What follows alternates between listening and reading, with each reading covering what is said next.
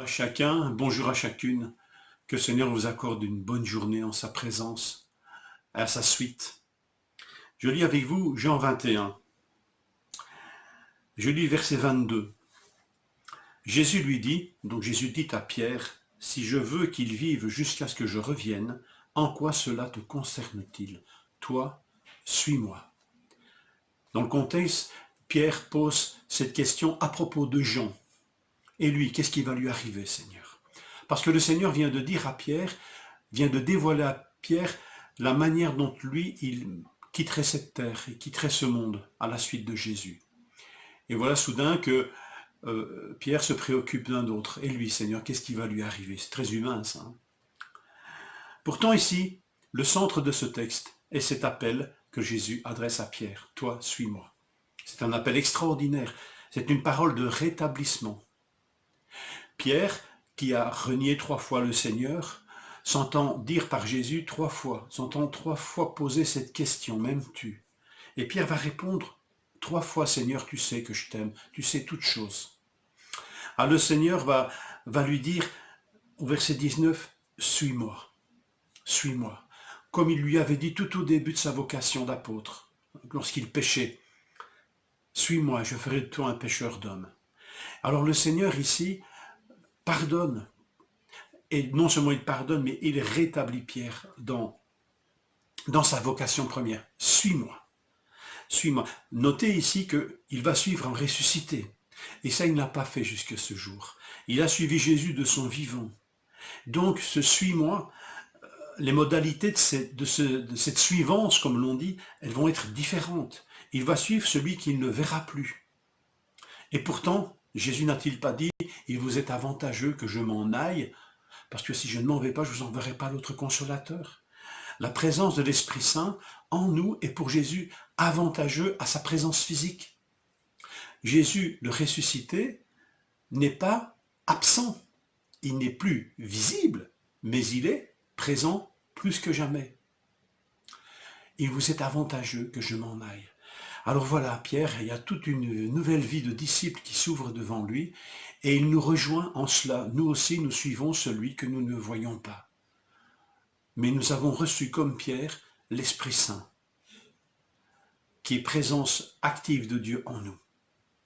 Alors, l'appel s'adresse à Pierre, et il est renouvelé sous cette forme tellement plus personnelle encore au verset 22, « Toi, suis-moi ». Et ça s'adresse à chacun et chacune d'entre nous. « Toi, suis-moi ». Sans chercher d'excuses à différer cette obéissance, surtout en invoquant, et les autres, Seigneur, eux, ils ne sont pas encore mis en route. Toi, suis-moi. Toi, suis-moi. C'est une parole de grâce, c'est une parole de rétablissement, c'est une parole extraordinaire, parce que suivre le Seigneur, c'est le suivre jusque dans la vie éternelle. Et puis, suivre celui qu'on aime, s'attacher à celui qu'on aime, c'est cohérent. Toi, suis-moi. Notez que cette parole, étonnamment, dans le contexte ici de Jean, elle est déjà noyée par d'autres préoccupations, et des préoccupations bibliques. En effet, le « toi suis-moi » du verset 22 s'estompe par rapport à tout ce qui précède. Et le Seigneur lui dit, si je veux qu'il vive jusqu'à ce que je revienne, en quoi cela te concerne-t-il? Et voilà que sur base de cette parole, il court un bruit parmi les frères que Jean ne mourrait pas. Et Jean dit, mais pourtant Jésus n'a pas dit que Jean ne mourrait pas. Il est bien placé pour le savoir, hein, Jean. Il dit simplement, et il répète alors ce que Jésus a dit, si je veux qu'il vive jusqu'à ce que je revienne, en quoi cela te concerne-t-il? Notez que Jean ici, étonnamment, ne cite pas l'appel. Toi, suis-moi. Voilà que tous les disciples sont préoccupés par une parole qui ne s'adresse pas à eux, mais qui s'adressait uniquement à Jean. Le contexte nous le dit.